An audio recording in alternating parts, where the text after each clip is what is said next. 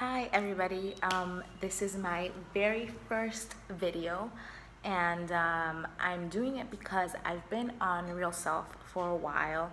I had been lurking and researching doctors in the Dominican Republic to have tummy tuck with muscle repair, lipo, a little bit of a BBL, and possibly a breast lift. So I have been, like I said, I've been on Real Self for a while and reading reviews and all that. And I have had my surgery very, very recently. And I kind of wanted to say a couple things that I haven't heard about my experience and how it was different maybe to some other people and probably similar to some people too. But I'm not that big on like writing. I think talking and making a video is a little bit easier for me. I had never put up a video on YouTube, so this is my first time. But I just wanted to do it, not for any particular reason, but in case this helps somebody. I haven't found that many videos on Yeli, Dr. Yeli, so I decided to do my own. If you have any questions, I will try to answer them. I'm just doing this on my phone, so I know it's not like the greatest quality, but I will do the best I can. I am thinking of making a couple of different videos, just so I can like break it up with my experience and what has happened, and yeah. So I will start talking to you about the process of deciding a doctor. Well, I had kind of narrowed it down to Yeli, Cabral, and Duran. So I was leaning towards Yeli. She was my preferred doctor, but I wasn't 100% sure. So I decided to get quotes from all three of them. I love their work, even though I lean with Duran and Yeli because Cabral scares me a little bit, but he is very good. So I emailed all of them to get a quote. Initially, my quote from Cabral, he gave me his WhatsApp. I think he gave it to me via email, or I found it on Real Self or something. I don't actually remember, but he does like quotes via WhatsApp. So I wrote him on WhatsApp, sent him pictures.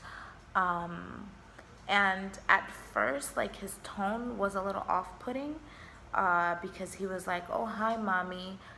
I don't know. It just seemed a little not as professional. I don't know if he manages it or his assistant does. But finally, it was just too expensive. He quoted me $5,500 for a tummy tuck, BBL, tummy tuck with muscle repair, BBL, and lipo, which I thought was a little much, especially because it wasn't like a mommy makeover. It didn't include breasts or anything. So I thought it was a little much. And also, just looking through his Instagram feed and stuff and reading some reviews, I just kind of got scared of the recovery because he's so, like, all the doctors in the DR are aggressive, but it seemed like he is so aggressive that it was a little bit scary. And my goal has never been to look like super skinny, but sort of to reduce my belly. So I've always had like a belly that's not proportional to the rest of my body. So I just kind of wanted to reduce the belly so that I would match more the body and have more of an hourglass shape. But like, I've never wanted to like bounce a quarter off my stomach. That's not what I wanted. And with Yeli, I know that she can do that and she does that, but that's not what I wanted. If it was up to me, I would have just gotten lipo. But have had a child, and I needed the muscle repair, so they were just like, you have to get a tummy tuck when I sent pictures. And then so Cabral was out. Duran, that was just the funniest thing. It did not make any sense. So I first sent an email directly to her, and they didn't reply. Then I sent an email to, so first I sent an email to her office, and I didn't get a reply. I didn't get a reply first, and then I got a reply saying to use the surgery coordinator. So then I filled out the thing and sent it to surgery coordinator, and I got a reply. And listen to this, okay? So I'm looking for the email. I'm in front of my computer. I'm looking for the email so that I'm like accurate about this. So I got an email from surgery coordinator. It didn't even have the name of the person. It just says from surgery coordinator, Dr. Duran. And the subject line of the email is lose weight. So when I sent the email, I was 175 pounds and I'm 5'3", 5'4". So I put 175, 5'3", sent my pictures and everything. And my BMI is lower than 33. My BMI was like 28, 28, something like that. Or 29. So how can you send a patient an email, like the first encounter with, the doctor staff, and have the subject be lose weight? So the email says, after checking your record, the doctor understands that you should lose pounds prior to getting a quote for better pre-evaluation. Even if your BMI is lower than 33, your weight should be less to get better results and also have an accurate evaluation. Please start exercising and eating healthy. Contact us as soon as you lose it. And it's not even signed. It doesn't say how much weight I should lose. It doesn't say who sent the email. It just seemed super unprofessional and just, I don't even know. It left a bad taste in my mouth. So I didn't even answer the email. Then they sent me another email. So I don't know what happened. I don't know who sent me that initial email. If they noticed that I didn't reply, or I don't know. But then they said, please send better pictures. So, and that I had to take my panties off because I took a picture with my panties, blah, blah, blah. What? I was just like, no, I'm not doing that. With them, kind of, me as a patient, and I understand if you say I have to lose weight, fine. I've seen your other patients and you have operated on patients that are bigger than me, fine. But say I have to lose weight. That's not the way to say it to a patient. If you're being that condescending, even before I paid you, that I'm a potential patient, I don't even want to deal with you as a real patient. So that was out of the window. I decided to stick with Yili right away. Yili quoted me in an email. I believe I paid $4,400, maybe. At this point, I don't even know because, and this is something that it should be stressed, that price is not realistic because there are so many things that you have to invest in. And I'm not even talking recovery house, I'm not talking food, nothing, but medication, on top of the medication that they tell you that you have to buy, vitamins to keep yourself healthy. You have to eat better so that you can recover well. Bunch of massages. I got a gajillion massages, but we'll talk about that later. Girdles. It's just, and then on top of that, your clothes aren't gonna fit you, so you have to get new clothes. So my budget went out the window. So I think that you should go into it with a mindset. I'm kind of getting off topic, but with a mindset that the cost of the surgery, you have to think about it 1.5 times. You're at least gonna spend half of what the surgery costs extra in extra stuff.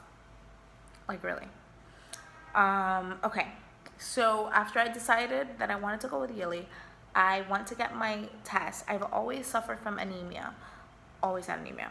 So I know at some point I previously had a lap band, and then I had that lap band taken out. When I had the lap band taken out, my hemo was like 7. And Yili does not operate if your hemo is under 13. So yeah, I had a long way to go. So when I decided to get surgery with Yili, it was like a year before I actually got surgery, or a year something.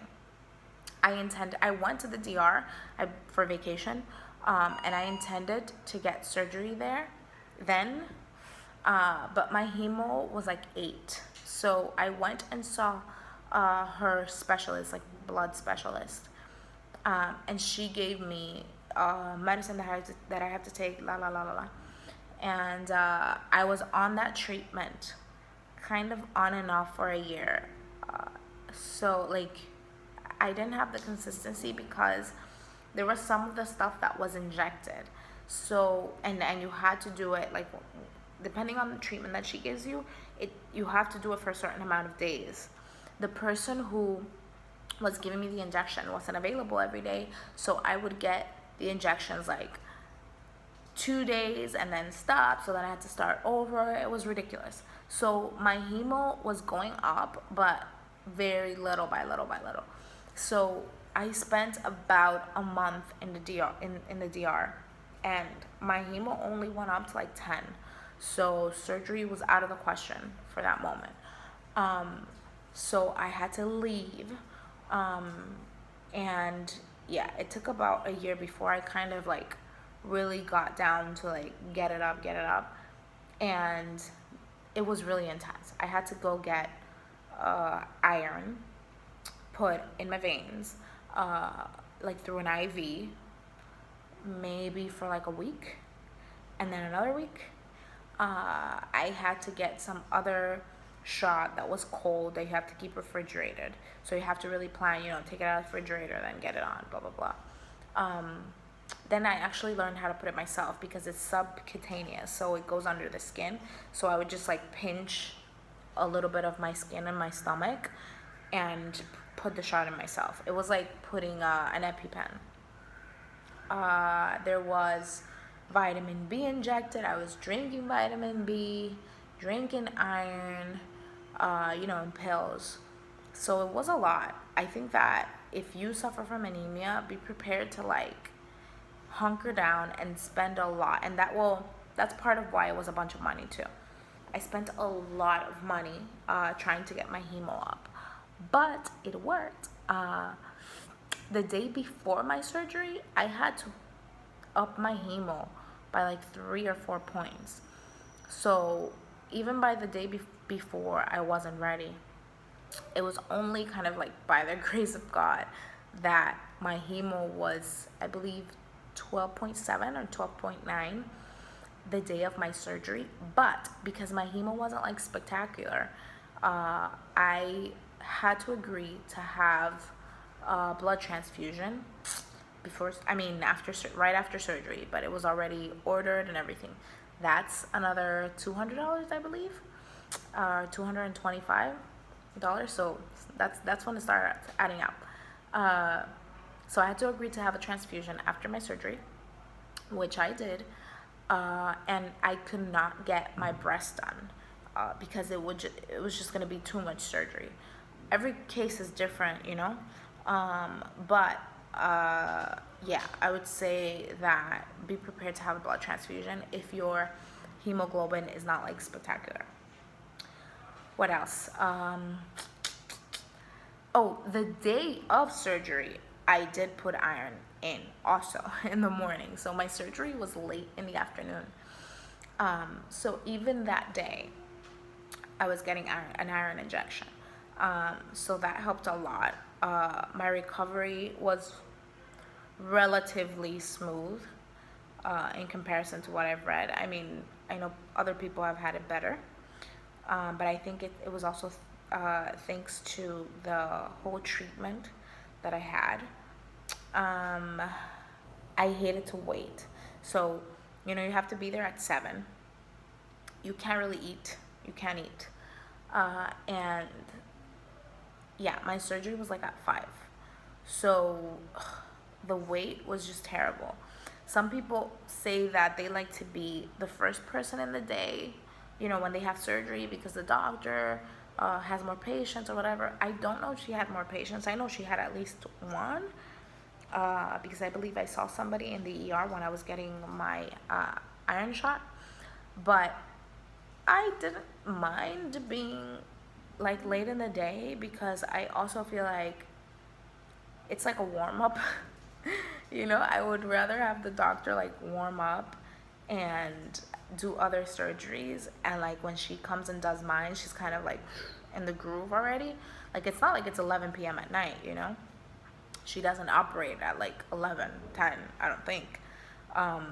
So when I went in, which was like 4 or 5, I like to believe she was like warmed up in her game, and that kind of helped me, I hope. But the wait was just terrible. Part of what delayed it is that when I went in a little bit late, and I had to wait for the cardiologist to arrive to do, so I didn't even know if I would be able to get surgery done, because I didn't get the test the day before. There was some confusion. I got confused. And because the thing is, because my hemo was still going up, like 2 days before, the day before, I wasn't sure that I was going to be able to have surgery. So I didn't get the tests that you have to get the day before. I got them the day of. So I had to wait to get all of that done before I was even allowed to, before I was even given the go-ahead to do the surgery. So up until like 3 p.m., I didn't even know if I would be able to get surgery at all.